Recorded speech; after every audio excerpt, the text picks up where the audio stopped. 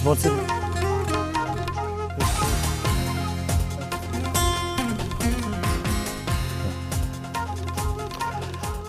One week to go for the first round of voting and only 6 weeks to go before the final results that are all out. And today we have the final big picture, the All India result based on our second nationwide opinion poll. We'll be forecasting how many seats each party will get in the next Lok Sabha as a snapshot at this point of time. So over the next hour, we first analyze the forecast for each of the states that we didn't cover yesterday. And that includes the crucial state of Uttar Pradesh, of course, that breaks or makes prime ministers. Look at the positions so far that we had yesterday. If you look at the last line, we had covered 283 seats. The BJP NDA alliance getting 160 out of 283 so far, the states we covered so far. The Congress UPA alliance 54 and others 69. So compared to February, the poll in February, from 140, the BJP NDA have gone up to 160. The Congress from 51 to 54 and others down from 87 to 69. And compared to the Lok Sabha, of course, major changes. You can see 96 to 160, 121 to less than half that at 54, and others around about the same, 66 to 69. So we'll analyze not only who wins, but we'll analyze why they're winning, which section of voters their support is coming from, and the where and how and why, and of course, who is winning this election. To understand the trends, the twists and the turns of these elections, we have Dorab Supariwala, the one and only. I have to tell you one small incident that happened in Kerala this time. But tell it properly and don't lie. We had a person who coming up, you know, the Achyutanandan's 92, 93. So this lady comes up to him and says, Dorab, you really look remarkably young for 88. No. Prannoy said, Prannoy turned around to him and said, but Dorab is 88. So he said, oh, you look remarkably young for 88. So he may get his... You should have said, Prannoy should know he was 3 years senior to me in school. So Dorab may be good at facts and figures, but when it comes to his age, 88, but he's young for 88. Age and guile. And instead of starting with this center Delhi, let's start with our two big guests from around the country. We've got N. Ram from Chennai. Thank you very much, Ram, for joining us, and Sudhendra Kulkarni from Mumbai. I wish both of you were here to put all these people in their place, but we will come to you as much as we possibly can to get a break from all of you going to argue with each other, right? We got Siddharth Vardarajan, thanks very much. Zoya Hassan, the one and only Shekhar Hassan, Shekhar Gupta. Oh no. Sheshadri Chari and Sandhya. As long as you don't call me Kamal Hassan, I'll take it. No, it's good.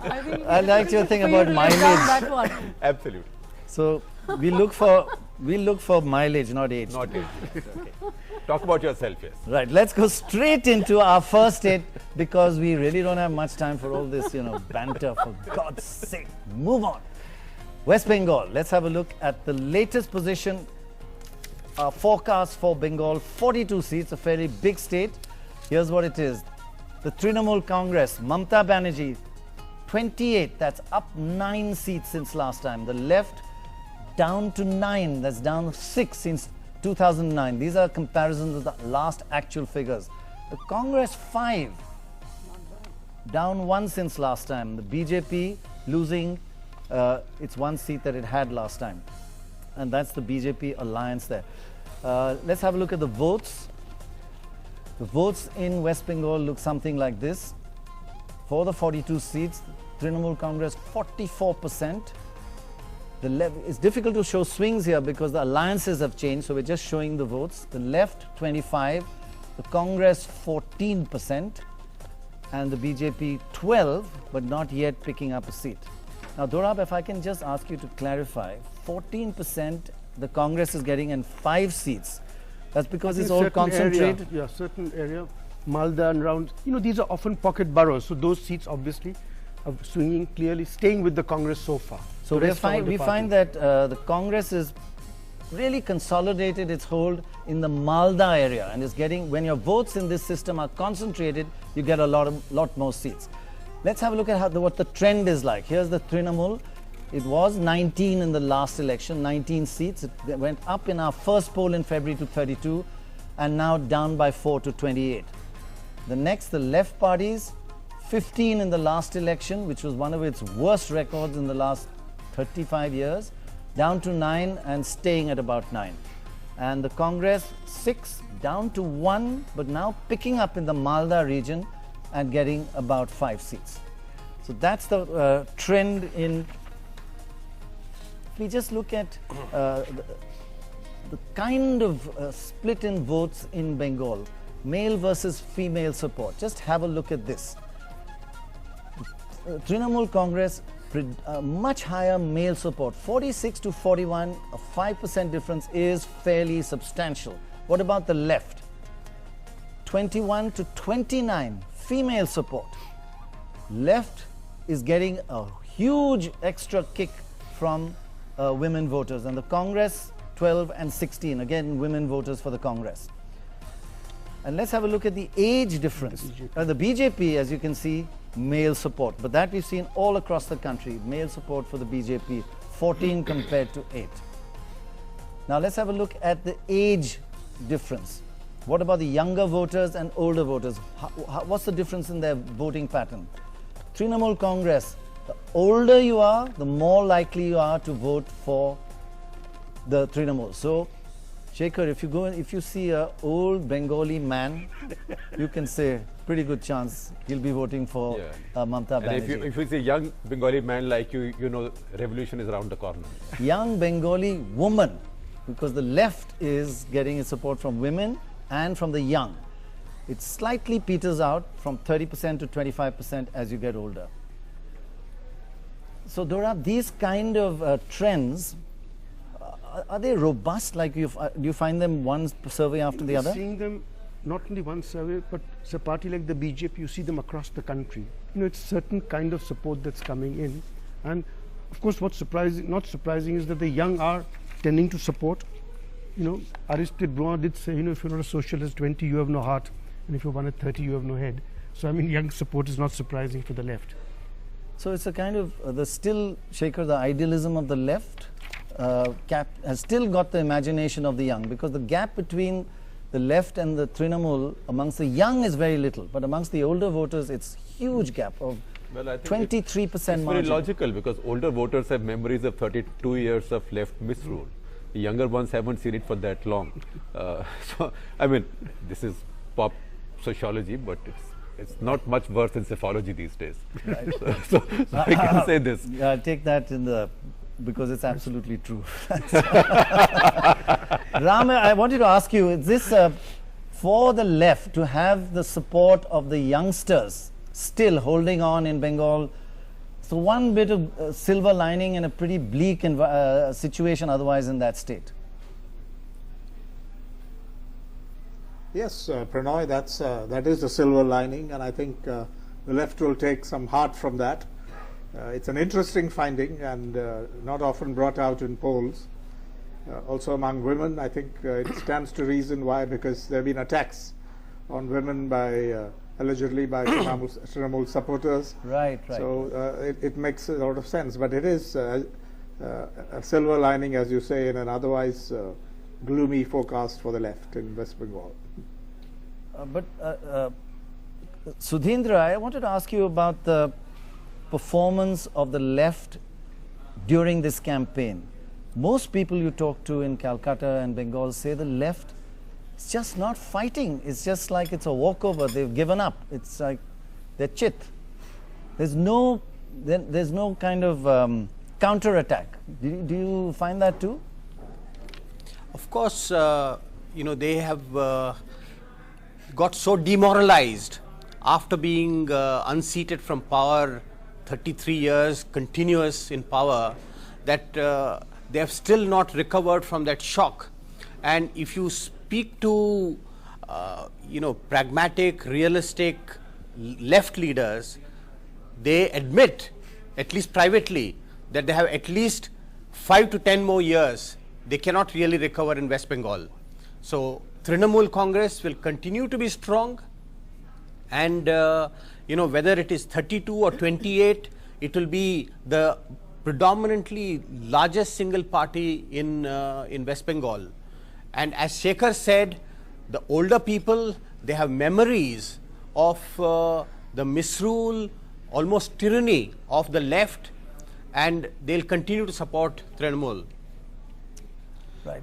Siddharth? No, I think, at one level, the left, the problem for the left in Bengal, and I think the reason why you see lassitude in terms of the campaign and these dire predictions that it's going to take at least 10 years before the left is going to be capable of a fight, is that the kind of renewal that ought to have happened in the Bengal party leadership, CPM leadership, as a result of this defeat, has simply not happened. They haven't had that churn. If you talk to national level CPM leaders, they acknowledge the fact that there needs to be renewal at the state level.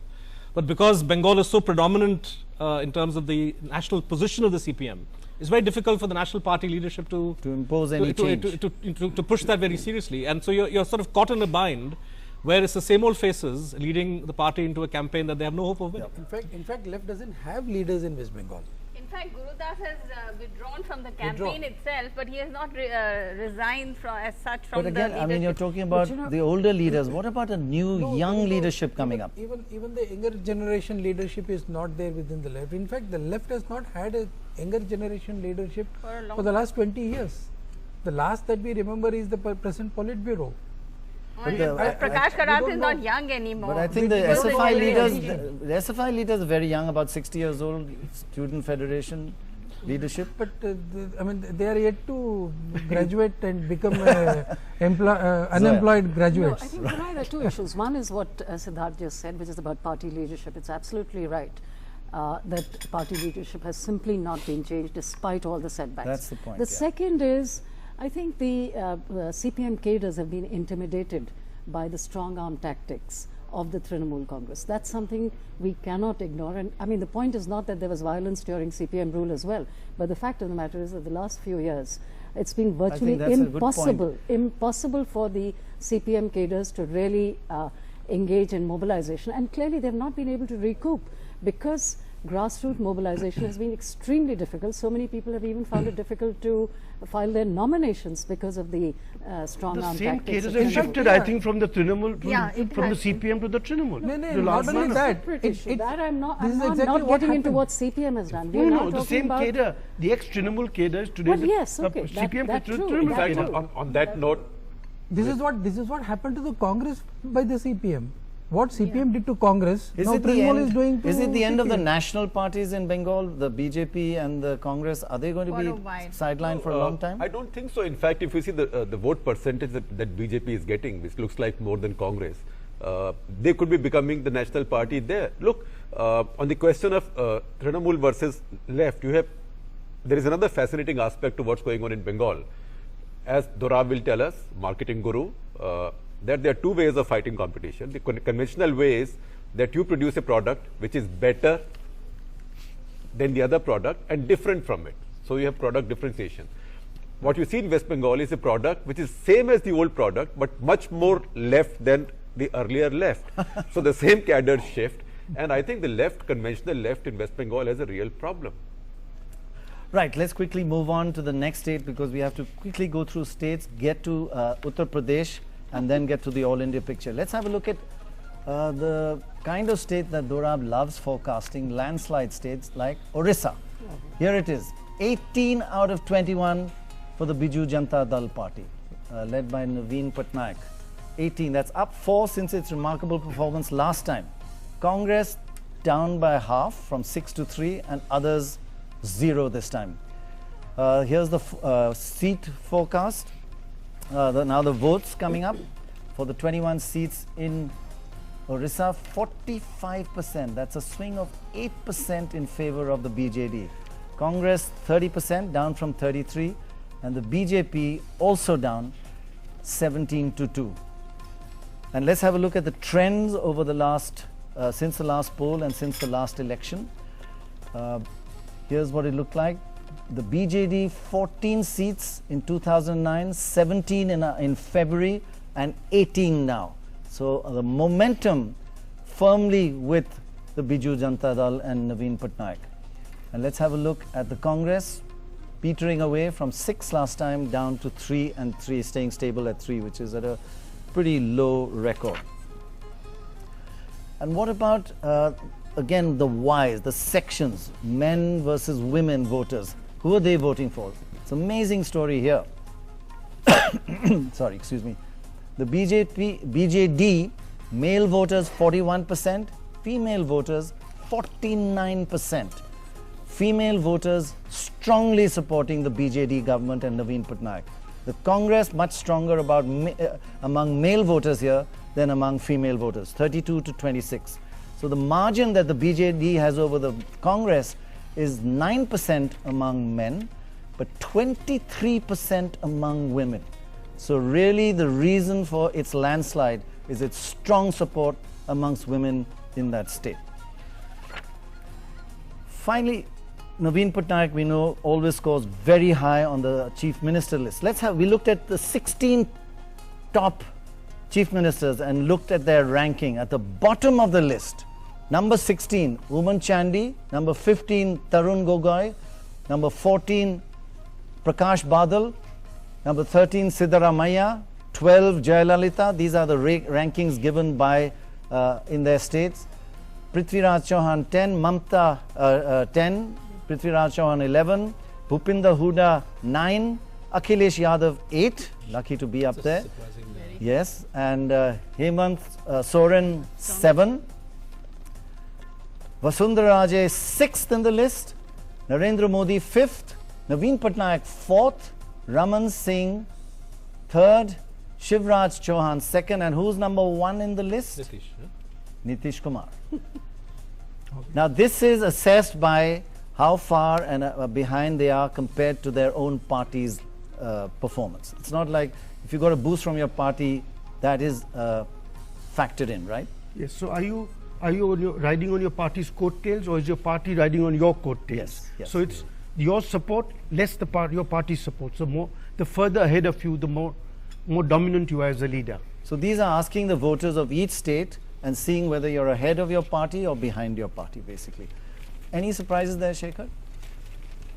Not particularly, because if you look at, say, someone like Akhilesh Yadav, which may look like a surprise, but this is a family-run party. Also, his party is doing not so well, so he's about, in a four-corner fight. Yes, party doesn't get that many votes. If you get more than that, but he will have tailwind from both sides. He has his own popularity, and his chacha and his father. As Pranay would tell you, women love him because he went to the same school as Pranay.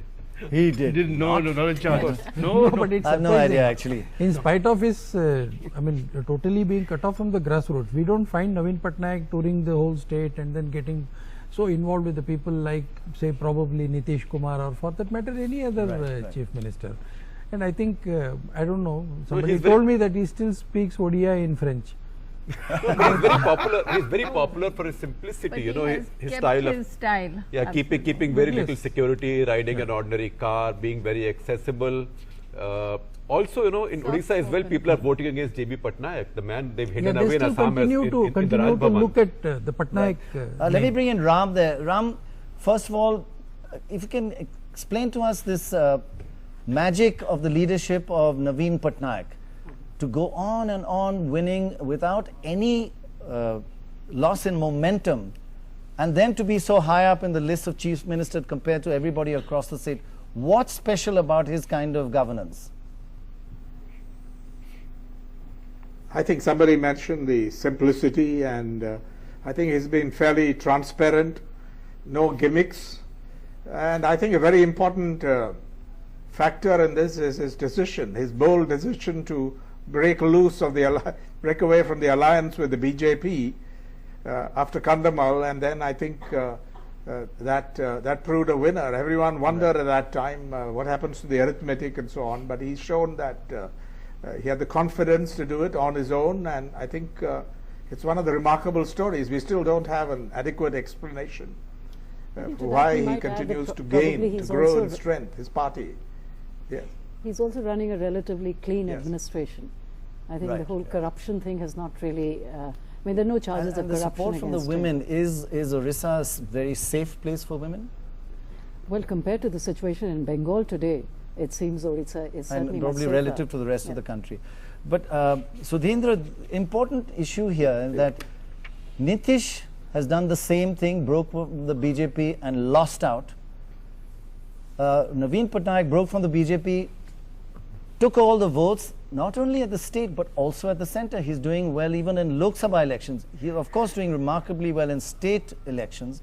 And our earlier poll yesterday showed that Nitish is still doing well in the state, but he just has not been able to translate that into Lok Sabha seats. So what's the difference between the two? First of all, in Odisha, in this particular election, BJD has been helped to quite some extent by the exodus of important Congress leaders to the ruling party. Apart from that, he himself is very popular, and let's not forget that there is a factor of Odia pride that he symbolizes. This regional pride is something that we are seeing in state after state where the Congress or the BJP are not strong. Now, the difference between Bihar and Odisha is that in Bihar, the BJP is a formidable party. And therefore, when the alliance broke, the loser was, at least in the Lok Sabha election, the loser is the JDU. But when the alliance broke in Odisha, the loser is the BJP and not Naveen Patnaik. And of course, we all know that in Odisha, the BJP is a very, very weak party, no leader, a lot of infighting, and all this has worked to the advantage of Naveen Patnaik. So If I can amplify what you said. is it a matter of timing, that the timing that Nitish did was wrong and the timing that Naveen Patnaik did was just spot on? I think timing obviously helped Naveen and has really hurt Nitish. But I think it also has to do, and here I'm going to take a slightly contrarian position, although I build on something that Sudhindra was saying, that I wonder how much of this is the personal performance and appeal and magnetism of Naveen Patnaik, and how much of it is the sheer absence of any credible opposition. In Bihar, people dissatisfied with Nitish or his decision have a viable alternative in their minds to go to.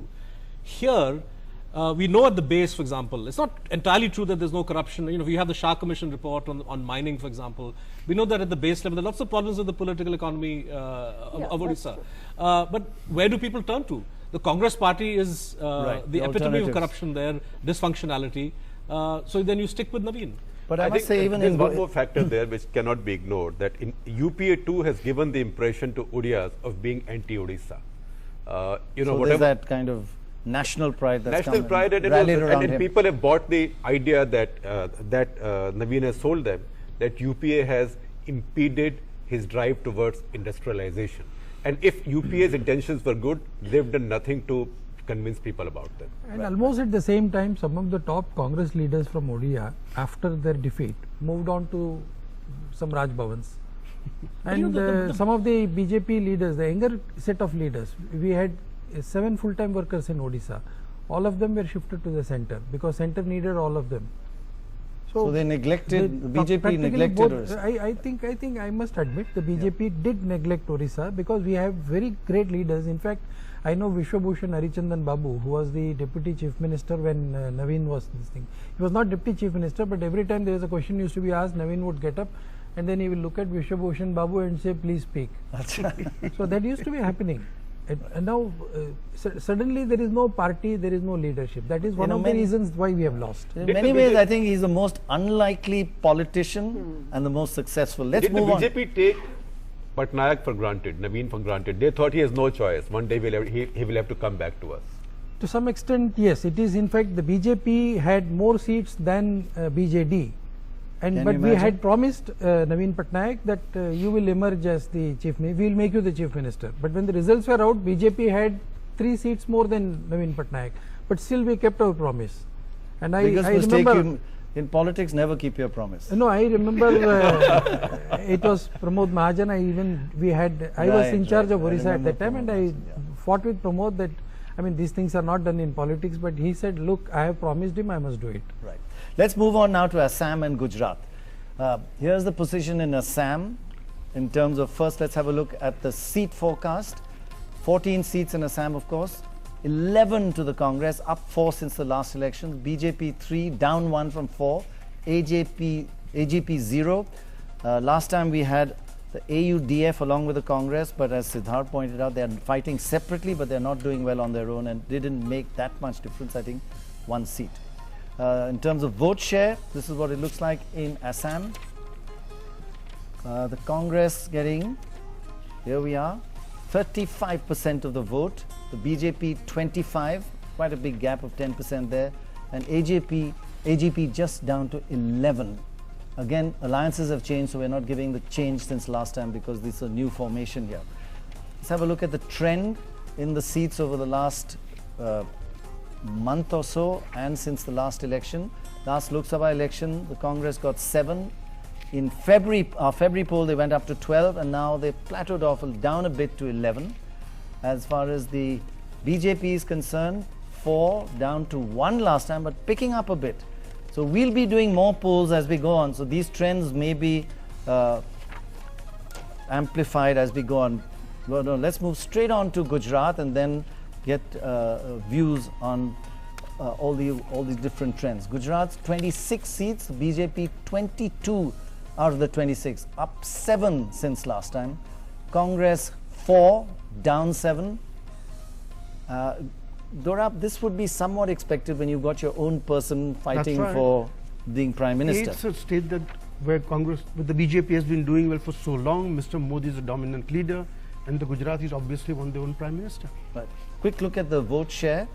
The BJP in Gujarat, here it is, 49%, up 3% since now, almost half the votes. Congress 41%, a swing away of. But Pranay, it's surprising. A moribund party gets 41%. Yes. I mean, with no leadership, no policies, still gets 41%.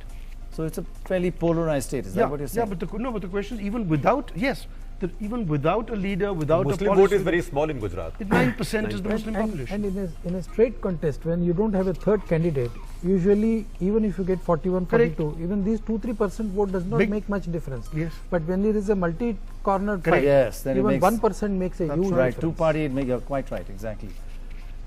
Let's move on to the trend, just to understand the trend over the last month in Gujarat. This is what it looks like. In 2009, the BJP had 15, it's gone up, went up to 23 in February, and now 22 in March, plateauing off, but it can't go much more since there are only 26 seats. Congress 11 down to 3 and slightly up to 4.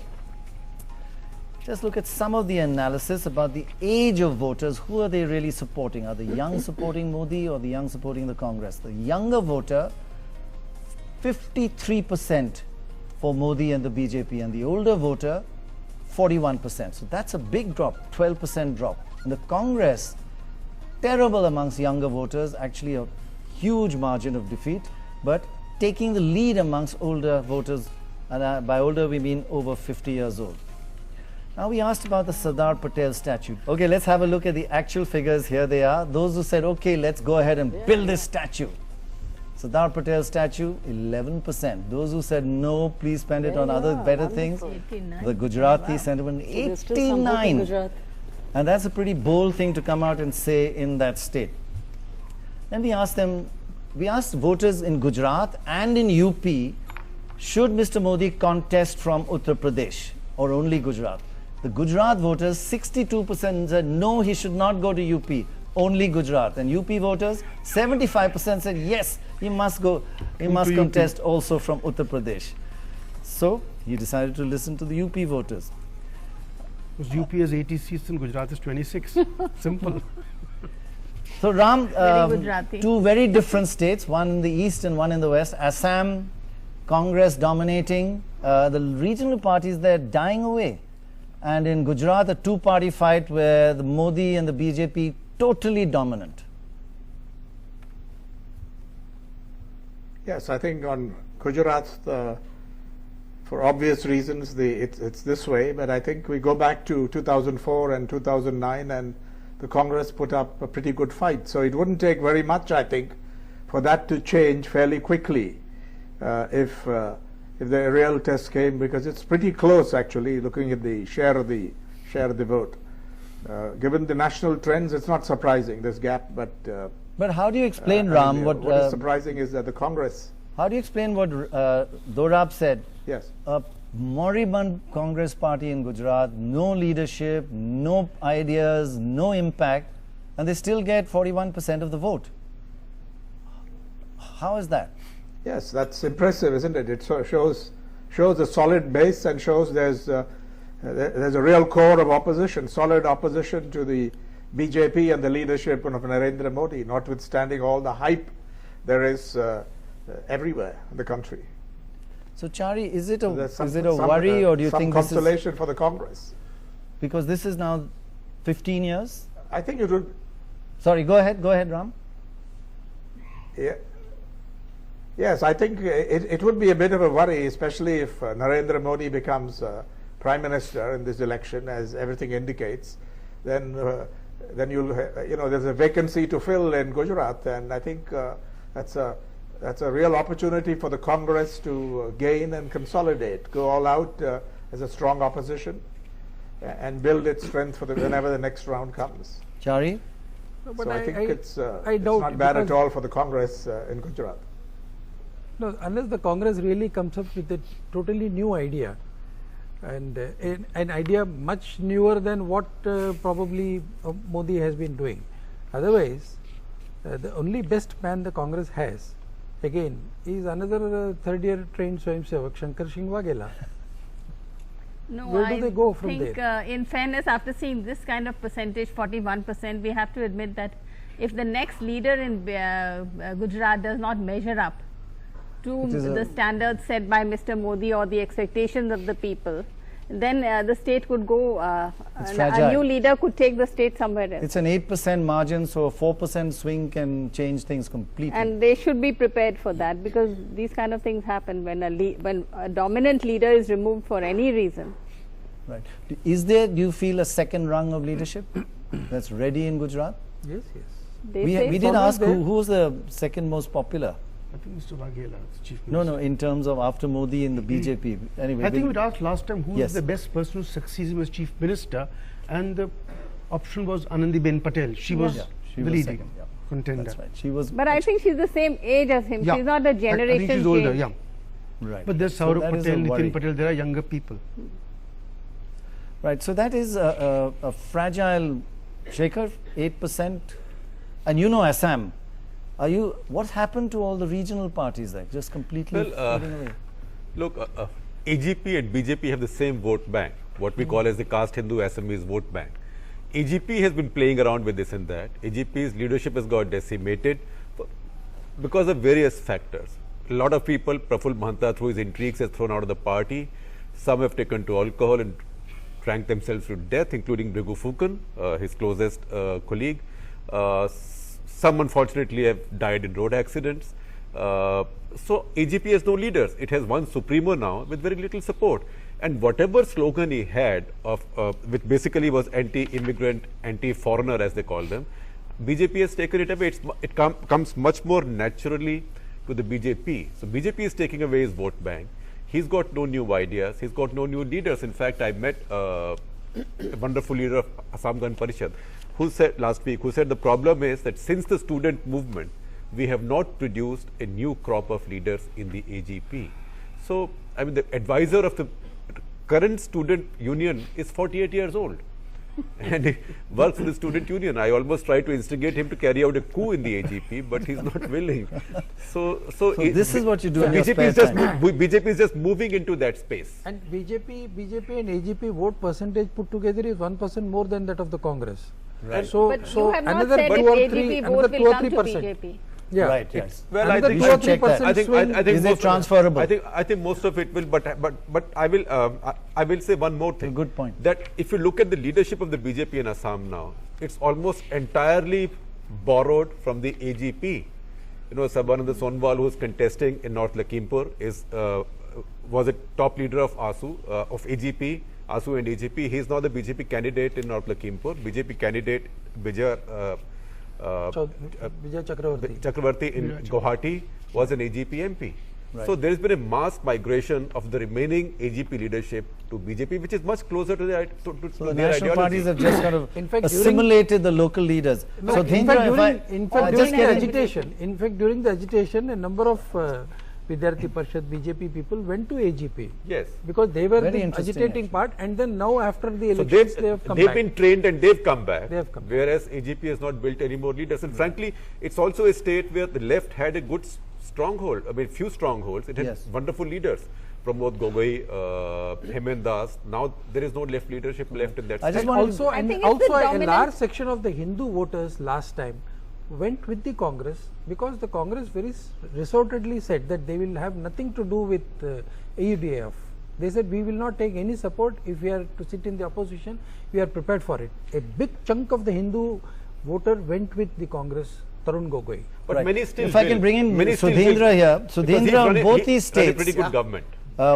both Gujarat and the post-Modi scenario, with not a very significant margin of victory that he's leaving the state with, and on this development in Gujarat, where the local, in Assam, where the local parties seem to be assimilated and disappear, assimilated by the national parties. You know, I would like to comment on one question Right. that you brought into the survey, and that is the Sardar Patel statue. Right. Right. You will recall that a few months back, the BJP and especially Narendra Modi tried to make this a big debate, a national debate. Sardar Patel as the greatest Indian leader of the freedom movement.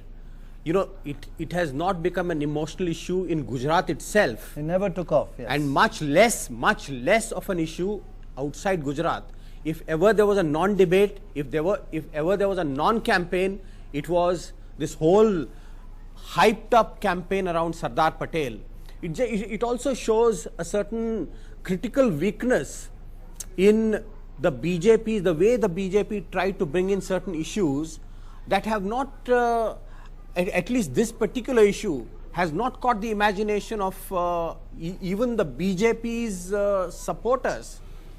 Yeah, Now actually, coming to Siddharth- Assam, Siddharth, One thing I think if you ask a question, has the Congress really been very uncharitable to Sardar Patel, or they have been more Nehru oriented and less Sardar Patel oriented? If you ask this question all over the country, probably the people would yes. I don't know, it will be an No, we interesting can check question for that, you yeah. to ask. They would say yes. But I was surprised at these but results. as Dorab said, very literally, as Dorab said, and if you ask them, if I'm going to put 100 crores in building a statue, they would probably say, why do I have to do that? A small statue is good enough, probably. Yeah, the And proper again, Gujarati no, response. again, Yeah. ask the way the you same frame- questions I in suspect Tamil the- Nadu it's or the way you West frame the Bengal. question. Go and ask West Bengal, do you want a Sardar Patel statue there? Probably you have to West ask Bengal may not Netaji, agree. Ask they'll both say yes. Netaji, Yeah, they may yes. actually- But they may go in for Netaji, that's quite possible. Like in I want to come Maharashtra, back, you know, Siddharth, on Siddharth, the, sorry, on we are the, just come to on the vote share in Gujarat, the 8% yeah. difference. Crucial. I think we should guard against over-interpreting this, the narrowness of the margin, quite frankly, because Right. what this reflects is a polarized electorate when the framing is national, right? Were you to ask voter preference in the context of a Vidhan Sabha election, I suspect the margin would be. It was 10 or 12% Yeah, this but time, that's- but I'm saying it has been 7 or 8% quite often. It's just that it's a clear polarized thing. Gujarat has not had a powerful Congress leader for quite some time, and yet it has got within 8 to 10% of, I mean, all the Gujarat it may leaders be are very ex-RSS different. anyway. Yeah, but the for the Congress. weakness would be more manifest in a Vidhan Sabha election. So even though But on the other hand, The sorry, big Siddharth, story- sorry, just one point. In a national election where you've got your own person as the leader to be the next prime minister, wouldn't the margin be even bigger than in a state election? No, it just tells you the extent to which opinion is polarized, and Mr. Modi is the highly polarizing figure nationally, No, I think and within Gujarat. The big story really here is that BJP is not really making any big inroads in Eastern India, because it's not doing well in Orissa, not in West Bengal, not in Assam. Speaking of both, But in West Bihar Bengal. it is. Well, And Bihar Bihar it was- is, yes. Sandhya, you Bihar have to I is just listen. want to make a small point about Sardar Patel. It's the way the issue is framed. The issue was not the statue. The issue was his status in the freedom movement and on the national firmament. Right. And after the debate was raised, then Congress made some, they incorporated him more openly in their pantheon of venerables, which I think made the point. In Maharashtra, another state where a big statue is coming up by the Congress this time, there the BJP has actually co-opted Chhatrapati Shivaji in its pantheon. But So if you see, if the you way ask the question frame the about Bhagat question- Singh instead of Sardar Patel, you would get a 95% margin across the country. So I'm saying that the fact is that history. Nobody's making the statue for Bhagat No, no, Singh. no. I'm saying the history books and the political parties have been uncharitable to a whole section of political leaders who were not part of their own. But I think the Yes. point that, way of thinking. Ram, if I could bring you in here, the point that Sudhindra made was this statue was a debate, national debate was tried to be created out of it, just did not stick. Was it one of the mistakes? Yes, Sorry, go ahead. yes, yes, Pranoy. I think the attempt to co-opt Sardar Patel as some kind of original Hindu nationalist, whatever be his views on the Hindu-Muslim questions, and there are troubling questions about it. We know that from the Nehru biography by Sarvapalli Gopal, but he was not made of the same, cut of the same cloth as the current generation of Hindu nationalists, and I think it was an ill-fated attempt, but that's at least my interpretation of why people don't buy this thing about the Sangh championing this statue in Gujarat. People have So seen through Dorab, it, coming from and he's not seen as part of the Hindu Can nationalist I camp. just make a small statement here? I think the Sardar Patel issue was raised, and this may be controversial to say, but it was a launch pad for Mr. Modi and not for the statue of a Sardar. That, but But it it's was a a launch pad that didn't work. in. And do you think it's because of the state and the people are more into No, I real don't think life? so. I think just too much money. Too much, It is, yeah. I don't think he was able to convince them that Sardar had been so done in, because I mean there are things named after Sardar all over Gujarat. You go there, Absolutely. but Vallabh Vidyanagar, there's a whole township built after him. But Sardar Patel has not been as badly treated as rest of the country thinks so. We have treated him well. Well, Okay, on you that- can go to Narasimha Rao for that. Yeah, I would as go an with example. that. But Pranay, also I think it also tells you the people of India generally are wary of giganticism. You can build a statue, large statue for Sardar Patel, but does it have to be 2.5 times the size of the Statue of Liberty? Yeah. People are not necessarily impressed by this. Which is impressive, at least, in terms of the And acumen of also, the there's protest. a rather nice Sardar Patel museum that has come up in Ahmedabad. It's a very attractive museum, In fact, which the Gandhiji, if central anything, is government forgotten. has funded. And that's So- probably, that for the voters, that's enough. Okay, we'll take a break. When we come back, we'll look at Punjab, Haryana, Uttar Pradesh, and the All India picture. And Kerala. Straight my after the favorite break. state. Kerala, we When you have- went Yes, to Kerala Goa, we've got. when you had gone to Goa for the Kerala trip.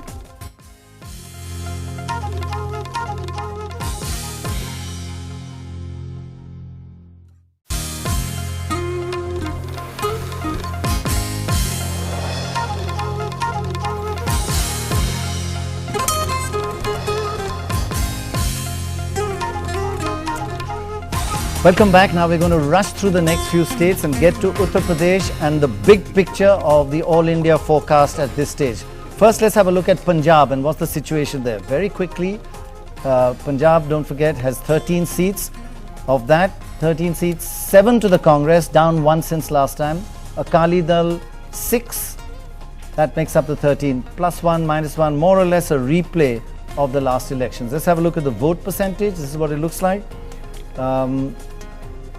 Pretty close run thing as far as the Congress is concerned in Punjab. 41%, down 4% since last time. Akali Dal 40, up 4%. But that change, that swing is not really converting into many seats yet. Little more and the whole thing could go upside down. Aam Aadmi Party, this is the second most important state. It's doing second best in Punjab, third best in Haryana, best in Delhi, of course. Let's have a quick look at the trend in Punjab compared to the February and the previous elections. 2009, the Congress got 8 in the February elections, down to 7 now, more or less stable. And the BJP 5 and 6. So not much change in Punjab. One little look at the basic religious support in Punjab. This is what it looks like. Probably most people know about it. 60% Sikhs in Punjab and 38% Hindus. The Akali Dal BJP, mostly a Sikh support. 44% Sikhs, 34% Hindu. At the Congress, the other way around. A Hindu, 33% still Sikh support amongst the Congress, but 48% among Hindu voters. Quick switch to the neighboring state of Haryana, and this is what it looks like. In terms of the seat forecast, don't forget Haryana has 10 seats, BJP 5, up 4 since last time, considerable improvement. Congress 3 and INLD 2. In terms of votes, more or less. None for AAP? None for AAP because they have not yet reached the threshold yet. Although, you know, 1 or 2 seats they may be doing better, but not yet. It's still, well, there's not much time to go. It's the 10th, right, the voting. The BJP 32%, Congress 30%, INLD 28%. And what does AAP get in Haryana? Do we have? Yes, we do. I think you get about 8% or 9%. I'll get those figures. We do have it. Let's have a look at the trend since last time. 10 seats. In 2009, the Congress got 9, dropping badly to 3, maintaining it at 3 at the moment. And as far as BJP is concerned, 1 up to 7 now, but slightly tapering off to 5. And INLD opening its account with 2 seats. That's good, actually. Still about a week to go before voting. Is that right, Dora? About a week? 10. Yeah. No, 20. Punjab. Yeah, no, Punjab. Haryana, sorry, Haryana has 10. Male voters and female voters. Congress, predominantly female support, and the INLD, predominantly male support. And BJP is equal in but both. The BJP is about the 33% in both. But big difference in both these. 27-34 and 32-22. Just look at how polarized that's BJP plus voters. Bishnoi. Sorry? Yes, BJP plus. Yes. Kuldeep Bishnoi, yes. Bhajan Lal's party. Yeah. Right. Let's just move on to the next graphic, which is on. This is now.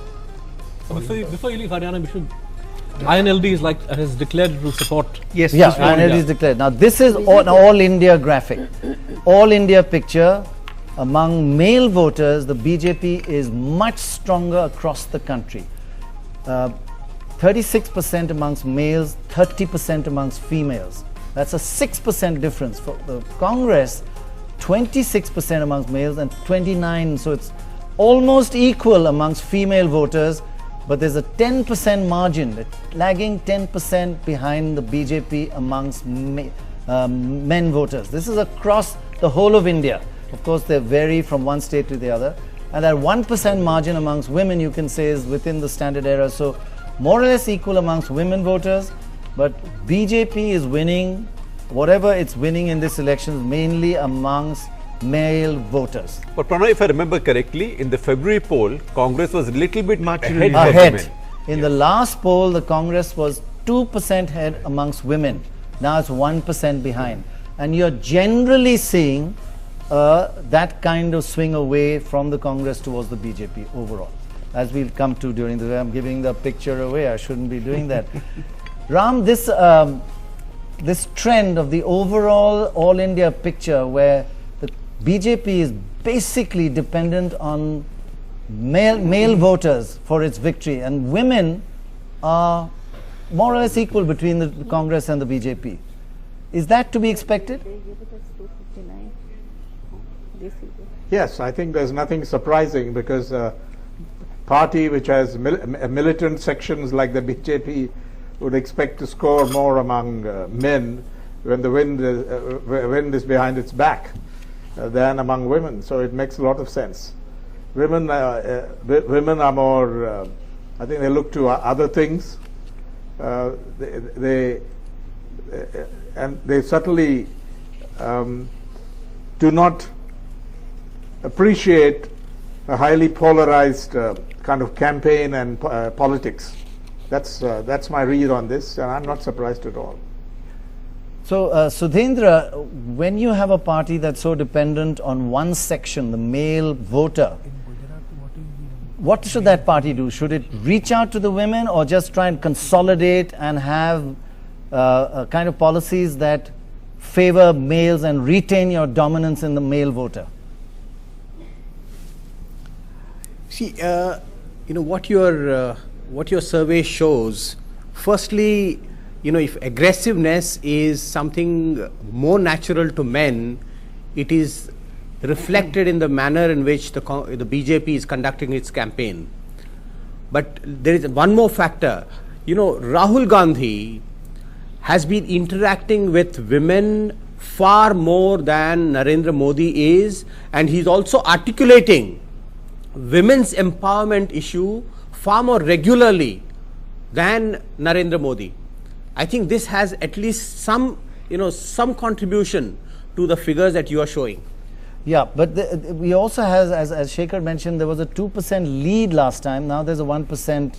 The Congress is trailing. May not be very significantly different, but it is a trend. And has the Congress lost an opportunity there and should have focused on it more? So are we getting two parties, one focusing on the female voter, one focusing on the male voter?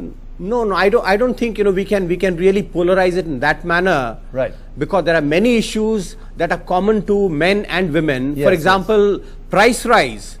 Price rise affects women far more directly than it does. Men are affected, but the real pinch is felt by women.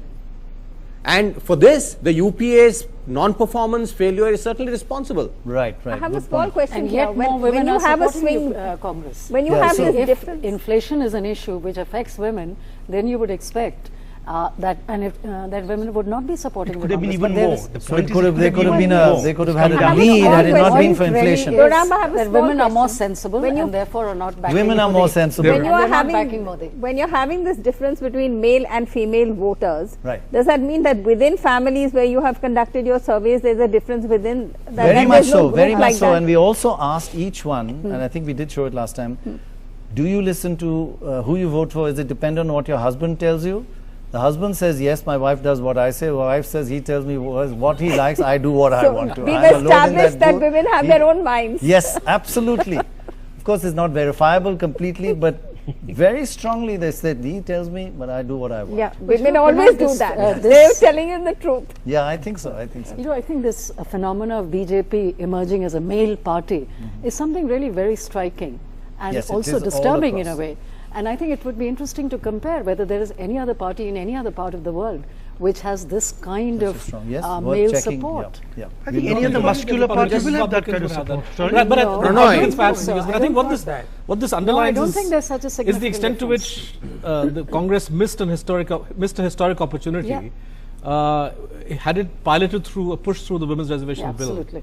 and sent a clear message to women Clearly, voters. absolutely. You have this data shows that there is a constituency that would have been happy and that you could have added on to. But it's something that they chose food bill, they chose all kinds of other things. But on Pranay, this issue, they What just got was the- stuck. what was the Chari, women- Chari. What saying- was the women male percentage in Gujarat? I can get hold of that. Quickly go through that. Yeah, I think it's not that different. it's not that different. It's not as So- such a. I remember now. So women in Gujarat prefer Modi and No, it's about Congress less there's or- not this big stark difference. So There it two doesn't women make- prefer yeah. I'll have to go. I'll just get those figures. But up. let me ask this. I mean, any of you two psephologists can answer this. Oh, there's only Is- one here. Only Can one answer. here. So Dorab, is this a striking enough It difference? is right. What? Say 36% to 30% Yes, between yes. male and Huge. female. It is- I mean, a it is sample of very, 35,000 is a very huge different difference. Very, very difference. striking. These are Monumentally significant large. differences. This yeah. is the most And interesting finding of and your historically, does the right across democracies get more male votes? I In wouldn't be America, surprised if it Republicans, was so. do they? I think Oh, Republicans no, do. certainly, Yeah. certainly Republicans got much higher vote this time than the male vote. male yeah. vote was much higher for the Republicans. And Germany. Okay. Sorry.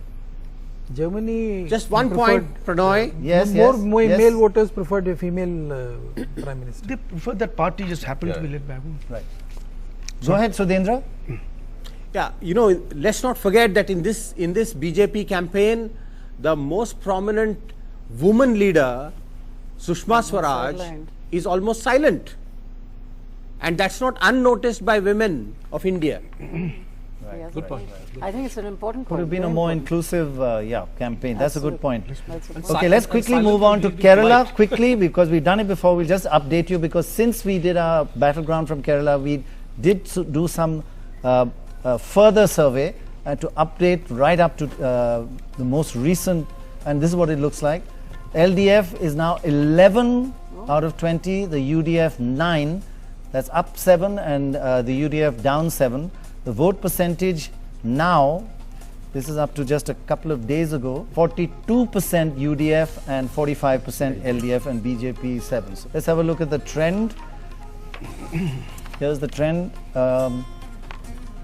20 seats. In 2009, the UDF, Congress-led UDF, had got 16. In our last February poll, it got 13. Now it's down to 9. And during that period, there has been severe court strictures against the chief minister. The corruption issue has been raised against him. Of course, he's not yet been convicted, but Mr. it has had. has come out And fighting. Mr. Achyutanandan has come Finally back out into the free. LDF. So from 4 to 7, and that dotted line that we have is when we did the battleground just a couple of weeks ago. In Goa. It was 10-10, and then in the last 10 days has gone to 11-9. 11, the left has just taken a marginal lead. Quick look at two all India trends. One is how the location, urban, rural. Now, BJP used to be considered an urban party. Look at that, it's no longer true. The left is urban vote, 30%. The right is the rural vote, which is 70% of this country. BJP now is a pretty strong rural party, 34% in rural areas. What about the Congress? Congress 23% in urban areas, but also stronger, but that's traditional for the Congress. It goes from 23% in urban areas to 29% in rural areas. So its margin of victory for the BJP in urban areas is still strong, 7%, but in rural areas 5%. But both these parties are stronger. So actually this shows, strangely, that the non-national parties are stronger in urban areas. Well, not just that. I think we should also look at the history of 2004 and 2009. Right. In both elections, Congress party swept all the cities. In fact, BJP was decimated. They lost all the seats in Delhi, all the seats in Bombay, Right, you're right. except one Congress and its allies won all the seats in Kolkata. So, in fact, this is a very big reversal in the cities. Yes, big change. The margin seems to there have is increased. a- It was 5%, I think, in the last survey. The urban gap Yes. has gone up from Yes. 5 to 7. I think you'll find a bit of an increase throughout, and you'll see the reason why. And there is also a difference between the rural and urban, because what was absolutely rural about 10 years back and all that is no longer that kind of rural. There is an urban. For example, Quite Delhi, right. if you Yes, take, yes. Delhi is not limited only to up to Gurgaon. Say, I mean, it has become NCR. So it's very difficult to say which is rural and which is urban. And then the technological advancement. I mean, now Twitter is there in every rural area of this country. Facebook is there. Mobile is there. Connectivity is available. Well, certainly, Television. I now see a new thing called DJ academies in rural India. Disc jockey. Disc jockey, because they always need it for weddings, celebrations. But Shekhar, that's called progress. If you've got DJs, it's But progress. one has to have your dancing talent. Oh, sorry. Then it's progress. Okay, let's just have one more look. We were talking last time, is caste really important or is it overstressed? That caste doesn't really matter. Let's see, just take two examples of caste matters, and there are many examples we could have given, but just to simplify it, Getting very how right, much control is going. the Brahmin support is for the BJP and how little the scheduled caste support. 39% of Brahmins vote for the BJP and only 19% of the scheduled caste. That is a significant difference. And look at the opposite for the Congress. For the Brahmins, only 19%. But scheduled caste, 27%. So caste does matter. But it doesn't mean that 100% of the Brahmins vote BJP and 100% of scheduled caste. There are blocks, but these are definitely sections of the population that lean in one direction or the other. So Ram, after all these years, caste still is an underlying factor among a core voter pattern in the country. There will be switches, and there will never be 100% of one caste voting one way, which is what people do imagine vote banks to be. But it does matter, and it's still very strong in Indian elections. Yeah, the BJP is obviously a highly Sanskritized party if you could use that, borrow that term from sociology, and fares very poorly among the oppressed, people who are socially, economically disadvantaged. The new campaign has tried to do something about it by appealing to the OBCs, Narendra Modi in particular. Some of it has worked, but it is a party, ideologically it makes sense for that party to score among those the so-called higher castes. But you know what given is its ideology, given its efforts, that's what you would expect. Chari, you have No a different surprise point of there view. at all. I'll just come. No, I don't. I don't expect Ram of Hindu to say anything different about Brahmin BJP. But what is important is, I think election after election, this this hold of a particular party over a particular caste is breaking away. You think it is dying a little, less and less? It is getting lesser and lesser day by day, and depending on the states. I mean, if you want to find out how many percentage of Brahmins voted for Narendra Modi in Gujarat and how many percentage of Brahmins voted for Narendra Modi elsewhere, it's very different. Except for the dedicated Brahmins voting for one particular candidate election after election, is probably, I may be wrong, but probably only in Tamil Nadu, where the Brahmins overwhelmingly vote for Jayalalitha, and tomorrow she decides to probably sink her own party and join the Congress, but they will still probably go with her. That's probably the only state I can think of. right. But otherwise, I don't think this fits into any pattern anymore. You know, I think BJP support base, which is that of a upper caste, middle class, male party, I think it's a very classic right-wing support base. But having said that, we have to acknowledge the fact that the BJP is the only party that's put up a backward caste as a prime ministerial candidate, and if these polls are right, as they should be, we've got two aces sitting here. Then this will give India its first OBC prime minister. No, but you know, this is like saying that Indira Gandhi was the first. Charan Singh, what? Chaudhary? Not OBC. No, he was Jat. No, he was Jat. Chachana OBCs? No, only some states now, not definitely not then. No, Devagowda. Okay, now we're going to move on to Uttar Pradesh. Locally got OBCs. Again, Shivraj Singh Chauhan, Raman Singh, and also Modi of Bihar. Sushil Kumar Modi, yes. Sushil Kumar Modi, all Sushil OBC. Kumar Modi is a Marwadi, yaar. No, But it's some Banyas, as Sitaram Kesri once reminded me, are But then, OBCs. Okay, let's just move on to Uttar Pradesh because we are coming close to the end. Maratha. First Uttar Pradesh and then the all India picture. Let's have a look first at we were just talking about caste and religion. Quickly dissect Uttar Pradesh, the voting patterns there. This is what it looks like in Uttar Pradesh. Religion, Muslim support, which is Muslims are 90%, 19 or 20% of the voters of Uttar Pradesh. BJP 7%, BSP only 8%, Congress 27%, and SP 40%. This was done But before Siddharth, that was done before today's announcement by Mr. Bukhari. the Imam saying that I don't think it'll make that much. you don't think it'll make an impact.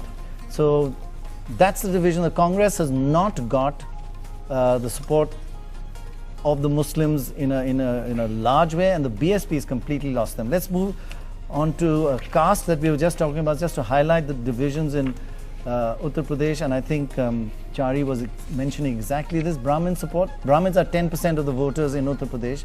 Congress 11%, BJP 70%. As you were saying, it varies from state to state, but that's a huge majority.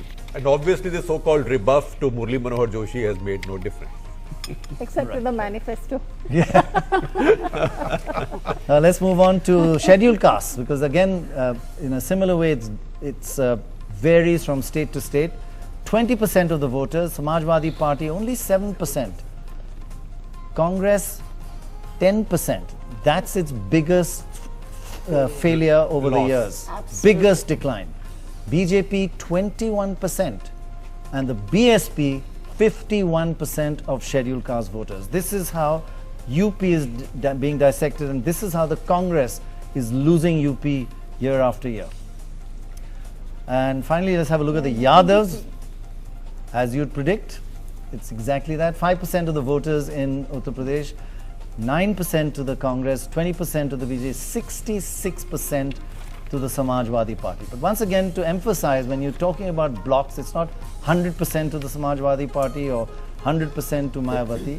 There is a division, and these divisions do change from, they're like shifting sands. So let's have a look now what this all adds up in terms of the seat forecast for Uttar Pradesh. Remember, 80 seats in Uttar Pradesh, and this is what it looks like. The BJP, 53 out of 80 seats. That's a gain of 43 seats since the last election. The Samajwadi Party down from 23 to 13. The BSP down from 20 to 7. The Congress down from 26 to 7. A major change, though. Congress, it includes Ajit Singh, who's now with them. Right. You know, we compare it yes. from last time, this time's alliance, in terms of this time's alliance. So let's have a look at the vote share and the swing since the last election. 80 seats, BJP 38%, that's a 21% swing in its favor. Samajwadi Party 21%, down 2%. BSP 17%, down 10%. And the Congress was 22%, but it's just had this floor, it's lost the ground beneath its feet there. Let's have a look at the trend over the since the last election and our last poll. Here's what it looks like. 2009, Congress was 26, one of its best performances, down to 12 in our last poll and now down to 7.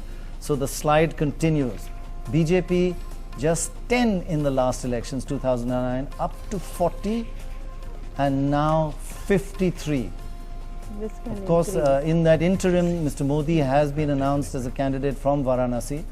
Samajwadi Party was down to 13, it's maintained more or less that. And the BSP, if you can see it amongst all that, is down to 7. It was 12 last time, I think. Yeah. So, Shekhar, huge change, huge impact for the BJP. Look, game changer. Remember that BJP once got 56 seats in UP. UP was then an 85-seat state. So if you got 56 out of 85, theoretically, you can get 50 out of 80. It's got it twice. Right. And Samajwadi Party's got it once. Yes, because once you have voters who voted one way, they can always come back. You just have to have a slogan, a leader, a name, and your opposition has to give you that space. The problem in UP is that all three parties, Congress, BSP and SP, they've all fought for Muslim votes. So Muslims in UP would feel very wanted, but they know that they by themselves cannot keep Modi out. So all the others have then polarized in one direction. I mean, look at BJP getting 21% of the scheduled caste vote in Uttar Pradesh. It's quite remarkable. Or BJP getting as much Muslim vote in Uttar Pradesh as Mayawati. It may be 7 or 8%. But it tells you that a lot of the undecided voters or younger voters, first-time voters are now moving in one direction. So now let's have a look at how this works out in the overall picture. This is what it looks like. The final picture, if you include small states and union territories, and I must make a caveat here, we have not done a poll in those states. We've either taken the last election or the latest assembly election and replicated them. There are 34 seats. So this includes Himachal, Uttarakhand and Kashmir. Goa and Daman and Diu and the Goa is a large state. northeastern states, all with 4 or under seats. We haven't done a poll there. So the bottom line, the current poll says out of 543 seats, the BJP and its allies 259. And that's up since last time of 230. Remember we said 229 and there's one AUDF, went up to 230. The Congress 123, down 5 seats, and all the others put together 161. Ram, basically game changer is Uttar Pradesh, and I'll just show you how this, before getting your comments on this, what are the votes that convert into these seats? Because as you know, these are done state-wise, and votes to seats conversion are not the easiest thing in Indian elections. Let's have a look at the forecast for the individual parties and the votes for this election. If we can get that graphic up. Just coming up in a second. Here it comes. This is the All India picture. The NDA 140 last time, 230 this time, and now 230 in February, and now 259. That's getting pretty close to the 272 mark. The UPA 232 down to 128 and then 123. Not reversing the trend so far. That's the basic change. And if you look at the votes percentage, get that graphic up if we can, the next one, because that tells the story. Here it is.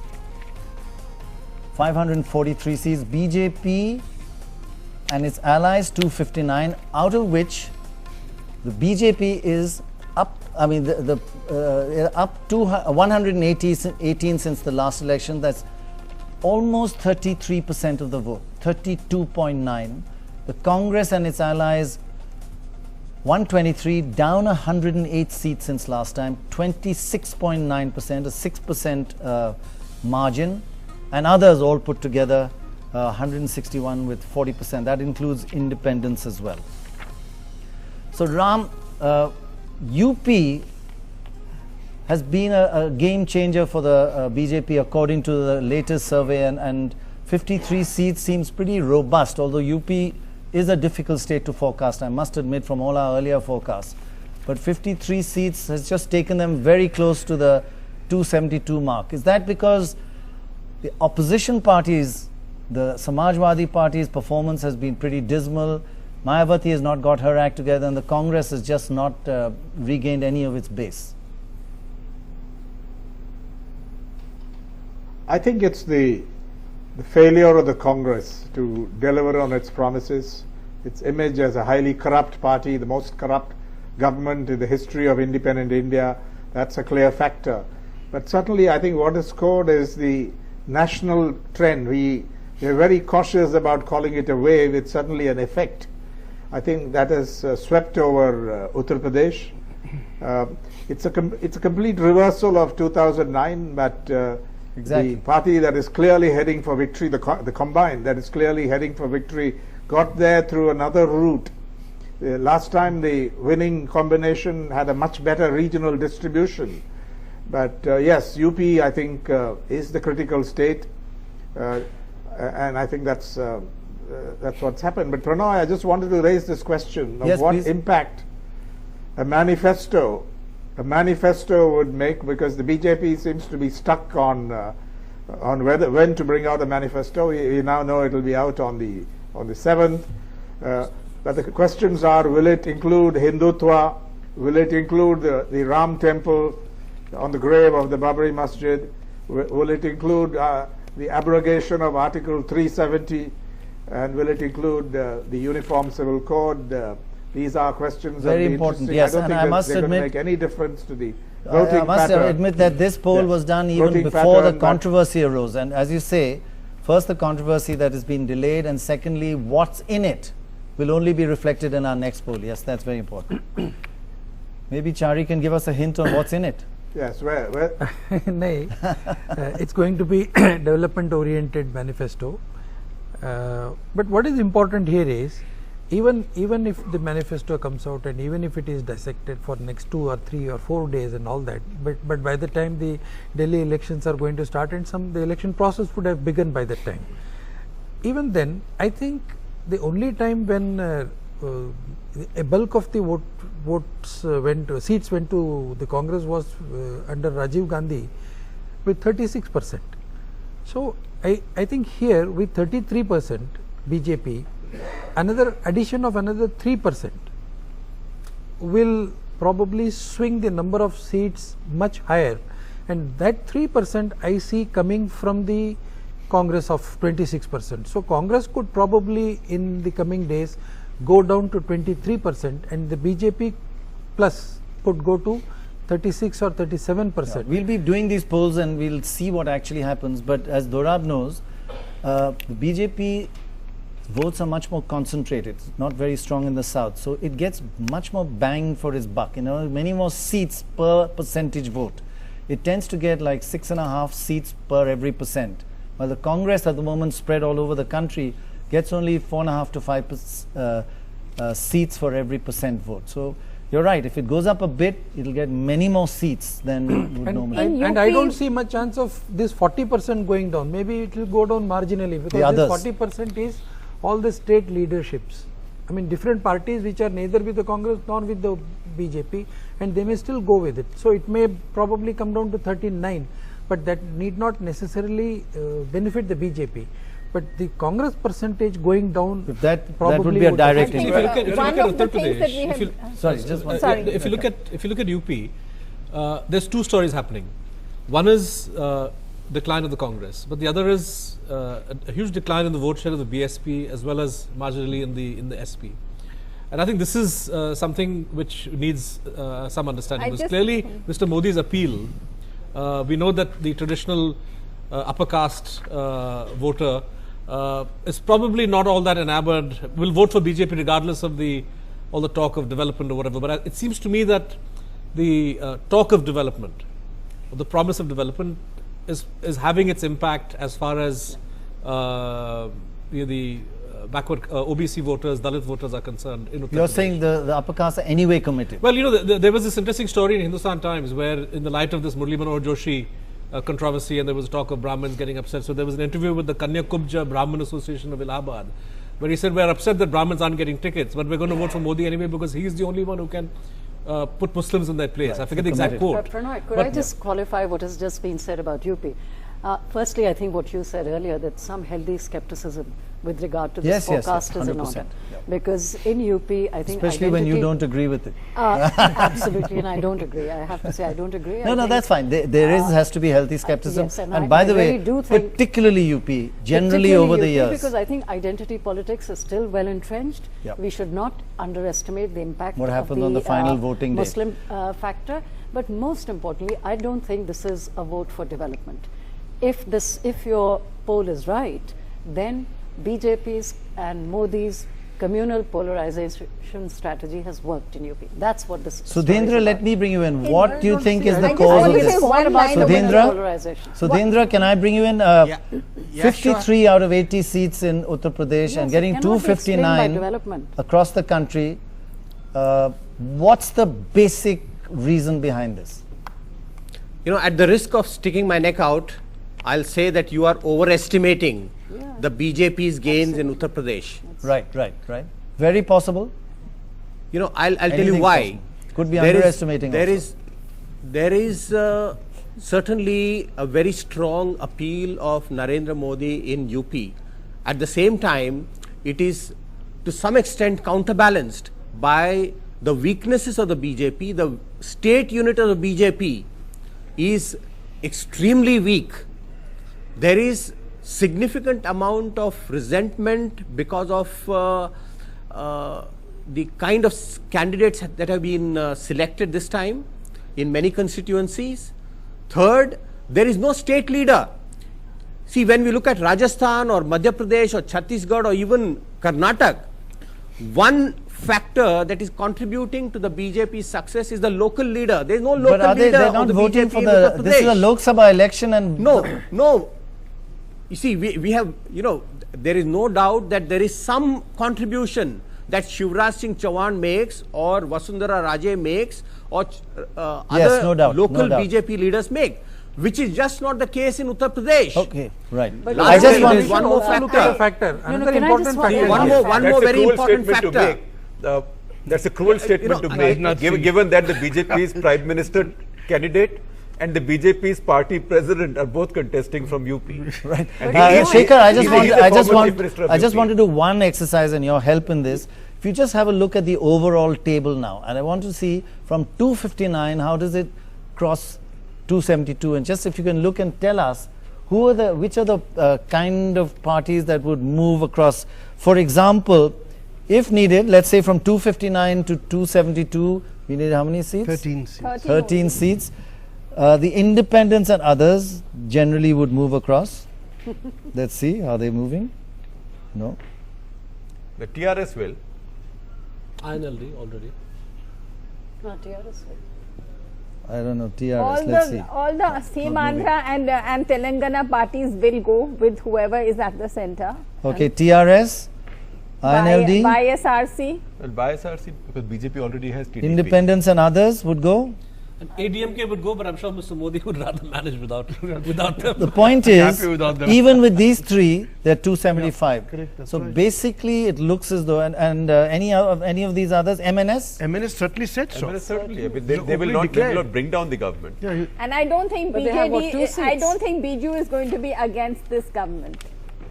But you see that the important point here from this is even with these three small parties, they've crossed 272. So the BJP can form a government without Mamta and without Jaya. Lalita, that's right. if these figures are correct. And So it's getting I so want close to to make a Can I mention some small more? statement I want to make is that Mayawati seems to have sat out this election. It's been said she's not getting her act together. She may have decided that it's not going to be my election, let me sit it out and bargain later for the state assembly at that stage. She's done this before. This is a factor we have to consider for UP. And This can can have an exponential impact on the ground at the time of voting also. And can I Maybe mention that's part of the reflected in these polls. Can I mention an improbable mover? That is Mr. Gowda and Son, right? Because they've shared power with the BJP in Karnataka after senior Mr. Gowda having become Prime Minister of a secular government to keep the BJP out. Yes. And I think if they are just two, they'll be entirely fungible. And just recently, actually, the by-election, they withdrew so that the BJP could fight. So Tell me, YSRC, the YSR Congress? Yes. No, because if They would TDP is with BJP, then they'll find it tough to go there. Would Pranay, you mean the TSR? Outside support. they'll force their way in. Pranay, But on the a point, lighter I think the note- important TRS point will go. is that the BJP won't need all these, or it has a lot That's of right. options. That's a Right. very critical. I think 259, it doesn't matter. It doesn't matter. They don't need any big party, just a small But you're independence. completely ruling out another improbability, which is that 123 of the Congress and 161 others, can they not combine and form a I don't front have government? wishful thinking. I think that would be pushing it a bit far. This is an improbable probability, I must So say. let's just have one last If it is look simple at arithmetic, the it is okay. overall picture. Chari, you were going to say something? No, if it is a simple arithmetic, it is okay. They add up to something more than need 272. chemistry, But you it need doesn't. chemistry. I mean, looking at the geography, chemistry, One should history always of be these optimistic. parties. And I think one thing that we have I to think you note, look at pathology. there's one small Okay, point. we're I want to make one small Ram, point. one last, Ram, just Please let me one make last one small comment point. from you, Ram. Stable government, Government bun rahi. is that a good thing? Because one thing that Shekhar did say, and I think both of you debated this time, this last time, that there will be checks and balances under the Indian system. But if it's 259, the BJP will not be dependent on too many others and will be able to form a stable government. Good thing, bad thing, you want checks and balances or not? I think that's true only arithmetically. Just getting the numbers is a necessary but not but an insufficient condition for stability. That's very clear. It depends very much on their policies, on the kind of, that's why I mentioned the manifesto, whether those issues are going to Yeah, there's still play time at to go, all yeah. in the initial stage. So we don't know about it, but I think I wouldn't count on stability. The economic situation is going to be very tough in the period ahead. So I think the proposition I'd put forward is the Congress, having suffered, is guaranteed to suffer a great debacle. I think can go back just as the left can in West Bengal, and I think they can.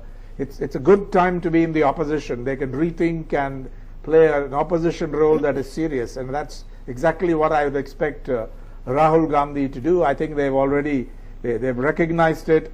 The polls are unanimous about which way the wind is blowing and how close the BJP-led combine will get to 272. Right. So I think things are becoming quite clear, and in that sense, it's very comparable to 2009, the Lok Sabha election, right, where it wasn't very difficult for the UPA to form the government, right. And you know what happened. I want to make Okay, one small sorry, point just is I that have to close. Mr. Okay, very Modi quickly, has yes. dominated this election. The other thing that has not been noticed is that he doesn't have a credible other to challenge him. And if the Delhi elections in Rajasthan and now in Gadchiroli in Maharashtra, if people are going to walk out when Mr. Rahul Gandhi starts speaking, then this is a trend that's not going to change. It will change only in favor Well, of we are Mr. going to Modi. be actually looking at, we'll be back in 10 days time or 2 weeks time and see whether there's been any change since the last poll, which was now done 10 days ago. So that'll be if I can almost get a a month. second to talk about checks and balances. Right. See, checks and balances in a coalition situation is not DMK or ADMK holding the keys to the coalition's survival. It's the people. It's the institutions. So what I said that day, I will repeat, that if such a thing happens, yes, there will be challenges, but institutions are there. They are strong institutions and they will be tested. But Okay, I have to close now. Thank you all very much. This is not the final word. There will be another poll in about 2 weeks' time, and we'll have see whether there's been any shifts and changes since then. And if you believe Dorab, do look out for that. See you then. Bye for now. Thank you all very much indeed. Thank you. Thank you.